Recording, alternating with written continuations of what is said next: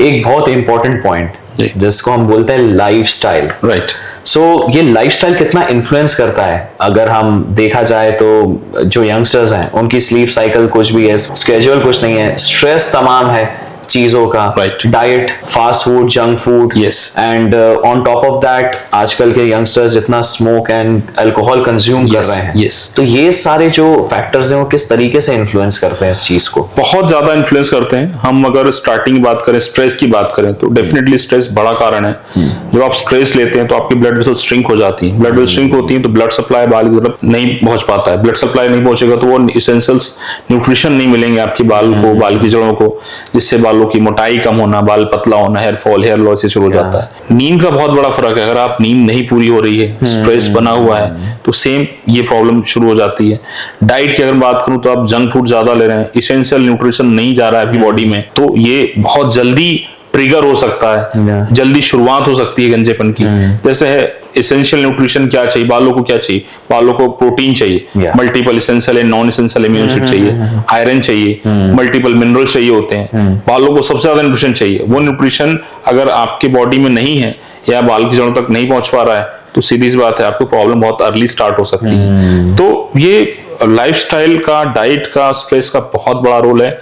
ये कारण नहीं है, बट ये आपकी प्रॉब्लम को एक्सलेट कर देते हैं, ट्रिगर कर देते हैं, बढ़ा देते हैं। एक और प्रॉब्लम होती है इससे रिलेटेड, जैसे डैंड्रफ की, जी, रूसी जिसे कहते हैं। तो क्या डैंड्रफ भी बहुत ज्यादा इसको हम क्या कह सकते हैं, एक मेजर वजह मान सकते हैं हेयर फॉल और हेयर लॉस की? तो यहाँ पर हम ऐसे समझे कि डैंड्रफ की वजह से गंजापन नहीं आता है, बट यस बहुत सारे लोगों का ये कंसर्न है। लोग ये समझते हैं, मेरे पास कई पेशेंट आते हैं, वो अपनी मूल प्रॉब्लम नहीं बताते कि मुझे हेयर फॉल है, हेयर लॉस है। वो कहते हैं सर मुझे डैंड्रफ, मेरा डैंड्रफ ठीक कर दीजिए। So we need to ask right कि आर यू श्योर कि आपको डैंड्रफ है, आपका हेयर लॉस है, राइट? सो फिर उनसे हमको पूछना पड़ता नहीं सर मेरा प्रॉब्लम हेयर फॉल या हेयर लॉस है, मुझे लग रहा था कि डैंड्रफ है इसलिए मैंने अपनी प्रॉब्लम डैंड्रफ ही बताई आपको।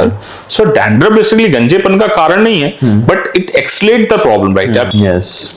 सो कौन से ऐसे न्यूट्रिशंस हैं, जैसे भी आपने बताया कि प्रोटीन की जरूरत होती है वगैरह ये सब, तो अगर इन चीजों की कमी है उनमें, तो ऐसे कौन से खाद्य पदार्थ हैं जो ज्यादा सेवन करना चाहिए जिससे ये चीज थोड़ी सी कंट्रोल में ला सकते हैं? हाँ, देखें, हम कोई भी ट्रीटमेंट करते हैं, कोई भी मेडिसिन लेते हैं, तो डाइट का बड़ा इंपॉर्टेंट रोल होता है। आप कभी भी डॉक्टर के पास जाएंगे किसी बीमारी के लिए तो आपको मेडिसिन देगा, मेडिसिन के साथ में आपको परहेज बताएगा क्या खाना है क्या नहीं खाना है। सेम एज आप हम हेयर की बात कर रहे हैं तो हेयर और स्कैल्प और हेयर की चीजों में भी ऐसा है कि हमारे बालों को सबसे ज्यादा न्यूट्रिशन चाहिए होता है, डिमांड बहुत। उसके स्ट्रक्चरल डेवलपमेंट के लिए बालों को मिनरल्स भी चाहिए, बालों को आयरन भी चाहिए, बालों को multiple essential and non essential amino acid भी चाहिए, जो बालों के स्ट्रक्चरल चेंजेस को डेवलप कर रहा है। तो यहाँ पर अब डाइट की बात करें, इसको कोरिलेट करें, तो एक तो हो गया माइक्रो न्यूट्रिएंट्स जो आप सप्लीमेंटेशन फॉर्म में ले रहे हो, कैप्सूल फॉर्म में ले रहे हो, टैबलेट फॉर्म में ले रहे हो। बाहर से अगर हम बात करें तो बहुत सारे न्यूट्रिशन है जो हेल्प करते हैं, जैसे सोयाबीन है, ग्रीन टी है, काबुली चना है, बाजरा है। वाटर इनटेक बढ़ा दें, नारियल पानी, it is good for the hair, right? And females हैं तो 1 टीस्पून फ्लैक्सीड लेना बहुत जरूरी है, because it has phytoestrogenic property जो एस्ट्रोजन को नेचुरल बूस्ट करता है। तो ये डाइट होती हैं जो हम माइक्रो न्यूट्रिएंट, माइक्रो सप्लीमेंट के साथ में हम डाइट को गाइड करते हैं, बताते हैं कि क्या बेहतर चीजें हैं, विकल्प हैं जो आप ले सकते हैं, और क्या चीजें हैं जो आप इग्नोर करें, परहेज करें, उसके बारे में बहुत डिटेल बताते हैं।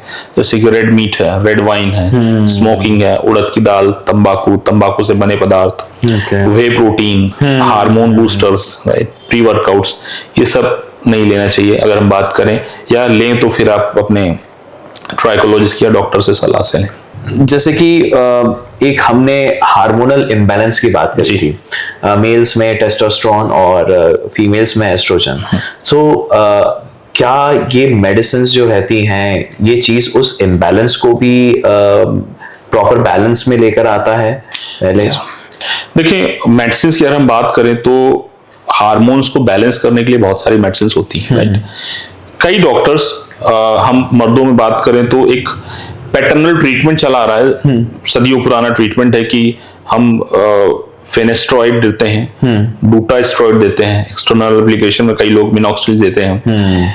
तो कुछ लोगों को सूट करता है, कुछ लोगों को प्रॉब्लम्स होती हैं। जैसे मैं मेरे क्लिनिकल प्रैक्टिस की बात कर रहा हूँ, जो डे टू डे लाइफ में मैंने फेस किए हैं, राइट। कई पेशेंट जिन्होंने लंबे समय से फिनेस्ट्रॉइड एंड डूटास्ट्रॉइड लिया है, so they are suffering now low libido. Low libido का मतलब होता है सेक्स की इच्छा में कमी। तो अगर आप लंबे समय से फिनेस्ट्रॉइड एंड डूटास्ट्रॉइड ले रहे हैं तो 10 में से 2-4 लोगों को हमने इस तरह की प्रॉब्लम से सफर करते हुए देखा है, राइट। तो उस केस में ये डॉक्टर का, ट्राइकोलॉजिस्ट का डिसीजन होता है कि उसको कैसे मैनेज करना है, देना है नहीं देना है, कितनी खुराक देना है, या उसके दूसरी चीजों के हिसाब से डिसाइड करना पड़ता है कि देना है नहीं देना है, या उसके आगे के जो है प्रिस्क्रिप्शन को कैसे फॉलोअप में चलाना है। फीमेल्स की बात करें तो फीमेल्स में कई सारे doctor female hormone strength boost करने के लिए हार्मोन रिप्लेसमेंट थेरेपी स्टार्ट कर देते हैं। उस तरह से फर्क लाते हैं। तो हर एक डॉक्टर का अलग अलग रोल होता है। हमारा इसको ट्रीट करने का अलग रोल है। हम नेचुरल DHT ब्लॉकर पे काम करते हैं और हम टेस्टोस्टेरोन को ना डिप्रेस करें, उसके ना छेड़छाड़ करें, कोशिश करते हैं कि हम जो है कम से कम आफ्टर इफेक्ट पे काम करें, राइट। इस तरह से जो है एक अलग टाइप, एक अलग प्रोटोकॉल होता है हर एक डॉक्टर का, हर एक पेशेंट को अलग अलग तरीके से मैनेज करने का। That is a sensitive case, sensitive topic. तो उसको उसी हिसाब से मैनेज करें जैसे उसकी हेल्थ इश्यूज हैं, हेल्थ हिस्ट्रीज हैं। अब सर, जैसे कि बहुत सारे लोग जो रहते हैं वो घरेलू उपाय अपनाते हैं, कुछ मिथ्स भी रहते हैं, तो उन सब चीजों से रिलेटेड भी मैं थोड़ा सा आपसे क्वेश्चन पूछना चाहूंगा, ताकि हमारे व्यूअर्स की बहुत सारी जो मिसअंडरस्टैंडिंग्स हैं या फिर कुछ है वो क्लियर हो। मार्केट में बहुत सारे ऑयल हैं, बहुत सारे शैम्पूज हैं जो कहते हैं कि भाई आप हमें अपनाओ तो डैंड्रफ चला जाएगा, ये चला जाएगा। तो लाइक उनमें से कौन से जेन्युइन है या फिर कौन से ऐसे हैं जिनके अंदर कुछ ऐसा कंटेंट होगा जो जेन्युइन हो? जैसे बहुत सारे हेयर ऑयल आते हैं कि हेयर फॉल चला जाएगा, आपके हेयर रीग्रोथ हो जाएगी, तो क्या तेल लगाने से हेयर फॉल रुक सकता है या फिर हेयर वापस आ सकते हैं? देखिए, दुनिया में किसी भी तेल से गंजेपन को नहीं रोका जा सकता है, राइट। या हेयर फॉल को या हेयर लॉस को कंट्रोल नहीं किया जा सकता, या नए बाल नहीं उगाए जा सकते। ऑयल का काम एक सीमित होता है और उसको किस तरह से आप उपयोग में ले रहे हैं ये जानना जरूरी है, राइट।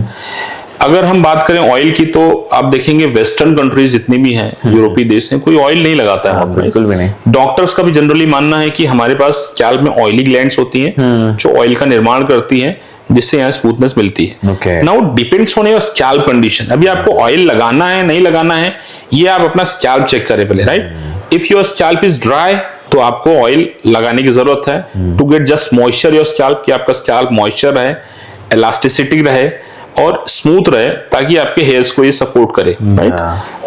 आप ऑयल अगर लगाना चाहते हैं तो वीक में 2 बार आप लगा सकते हैं अगर आपका स्कैल्प बहुत ऑयली है। वीक में 3 बार लगाएं आपका स्कैल्प अगर बहुत ज्यादा ड्राई है। 4 घंटे के लिए अगर आप ऑयल लगाते हैं तो इट इज सफिशिएंट। 4 घंटे में ऑयल का काम हो जाता है, एक मॉइस्चराइजेशन का जो काम है वो हो जाता है, मिल जाता है।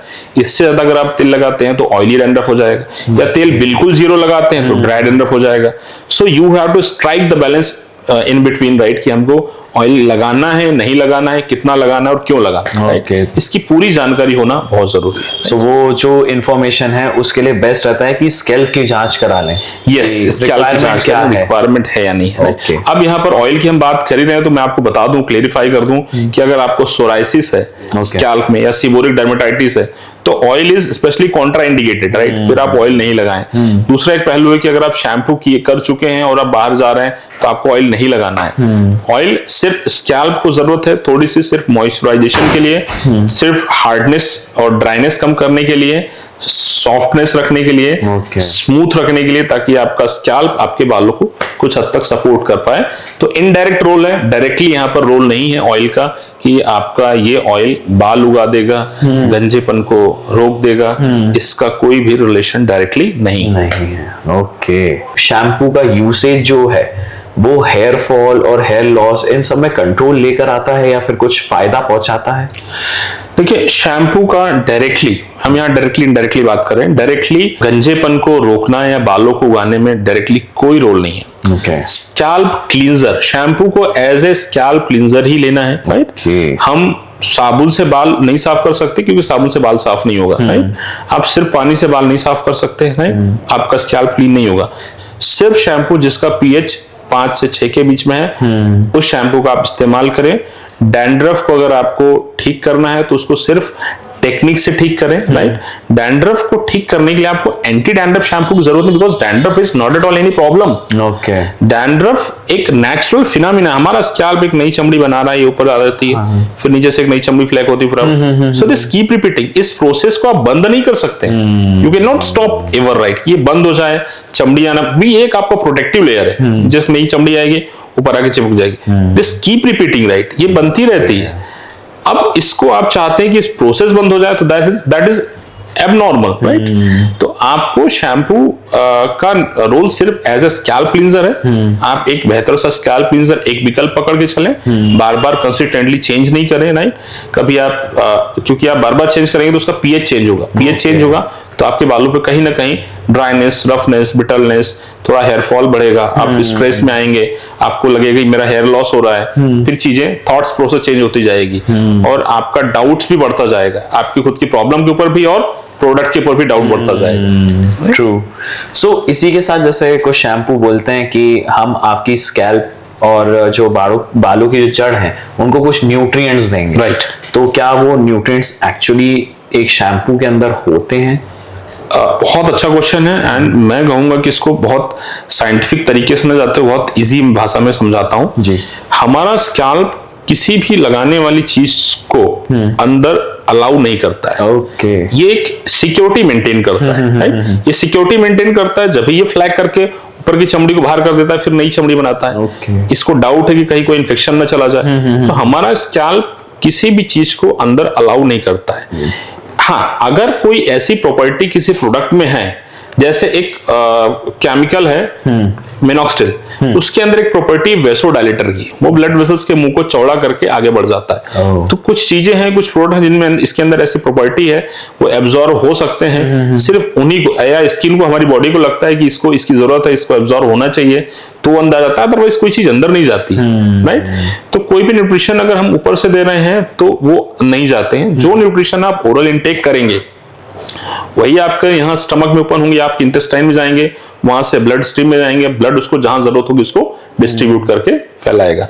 सो न्यूट्रिशन की अगर बात करें तो हेयर्स को भी न्यूट्रिशन इसी फॉर्म में जाते हैं। या फिर कोई ऐसे ट्रीटमेंट आप कर रहे हैं, जैसे कि आजकल बहुत कॉमनली चल रहा है प्लाज्मा थेरेपी, राइट, या मिजोसोम चल रहे हैं, राइट, तो एक्सोसोम चल रहे हैं, राइट। और ये जो है अगर आप इसको ऊपर से देते हैं तो या तो इंजेक्ट करना पड़ेगा या ट्रांसडर्मल पेनिट्रेशन के द्वारा आप इसको पहुंचा सकते हैं, मतलब एक स्पेशल प्रोसेस के थ्रू आप माइक्रोन्यूट्रिएंट्स को पहुंचा सकते हैं। बट डायरेक्टली लगाने वाली कोई चीज एब्जॉर्ब होकर न्यूट्रिशन का काम करे और आपके बालों में ग्रोथ कर दे, तो that is next to impossible. Okay, so basically अगर देखा जाए तो ऑयल एंड शैम्पू ये सब स्कैल्प के एक मेंटेनेंस के हिसाब से यूज किया जाता है। It is a maintenance and part of regime. Okay, yes. एक काफी सुनी हुई कहानियां होती है कि अगर आपको हेयर फॉल या हेयर लॉस हो रहा है तो आप ना उस तरह फिरवा लें और उससे ना फिर आप मेंटेन करेंगे तो धीरे धीरे चीजें सही होती जाएगी। तो क्या वो भी कुछ रोल अदा करता है इस चीज में? नहीं, इसका मैं खंडन करूंगा। It is not scientifically corrected. एक बार को तो सही है पर लोगों ने उसको मल्टीपल कर दिया। मल्टीपल सही नहीं है। एक बार शुरू में जो बच्चा जन्म लेता है उसके बाद जो मुंडन होता है वो कहीं ना कहीं साइंटिफिकली ट्रू है। उसमें जो है हमने देखा है कि जो बारीक हेयर होते हैं, पतले हेयर्स होते हैं, लेंगो या वेलस प्रॉपर्टी के होते हैं, अलग जाति के हेयर्स होते हैं, वो एक बार उतारे जाते हैं या शेव ऑफ किए जाते हैं तो नए हेल्दी टर्मिनल प्रॉपर्टी की हेयर्स आते हैं। इसी टाइप की कुछ बातें हैं जो हम हमारे व्यूअर्स को क्लियर करवाना चाहते हैं। बहुत सारे ऐसे मिसकंसेप्शंस रहते हैं बालों की हेल्थ को लेकर, स्कैल्प की हेल्थ को लेकर। तो आई होप कि ये जो सारी इंफॉर्मेशन जो आपको मिल रही हैं इससे बहुत सारी चीजें आपको क्लियर होंगी। अब बहुत सारे ट्रीटमेंट्स और इस तरीके से आते हैं, कुछ प्रोडक्ट्स लेकर आते हैं, जैसे हमने अभी शैम्पू एंड ऑयल्स और इन सब की बात करी। क्या हेयर लॉस को पूरी तरीके से ठीक किया जा सकता है? हेयर लॉस और हेयर फॉल के बारे में मैंने आपको अंतर शुरू में बताया है, राइट? आप समझे कि हेयर फॉल क्या होता है, हेयर लॉस क्या होता है। तो हम जब बात कर रहे हैं हेयर लॉस की तो मैंने एक टर्म बताया था कि it is irreversible, right? Naturally it is irreversible. एक बार गंजापन हो गया so we can not get back your hair again, right? मतलब हम मरी हुई जड़ों में दोबारा जान नहीं डाल सकते। पर हम इसको रोक सकते हैं, डिले कर सकते हैं। अब मेल एंड फीमेल वाइज बात करते हैं। फीमेल में हम एक जगह रोक सकते हैं, मेल में हम एक जगह रोक भी नहीं सकते हैं, but we can delay it, हम इसको लंबा डिले कर सकते हैं। Okay. आप 1 साल 2 साल में गंजेपन की तरफ जाने वाले हैं, हम इसको प्रोलॉन्ग करके 8-10 साल तक 15 साल तक डिले कर सकते हैं, राइट। अगर एंड्रोजेनेटिक एलोपेशिया है, मतलब जेनेटिक रीजन है, राइट। सो यहाँ पर सबसे बढ़िया रोल है कि आप इसको जितना जल्दी हो सके इस पे अंतर समझ लें, इसके बारे में जान लें और ट्रीटमेंट स्टार्ट करके अर्ली स्टेज पे इसको कंट्रोल कर लें, ताकि इसको मैक्सिमाइज किया जा सके, इसको लंबे समय तक डिले किया जा सके।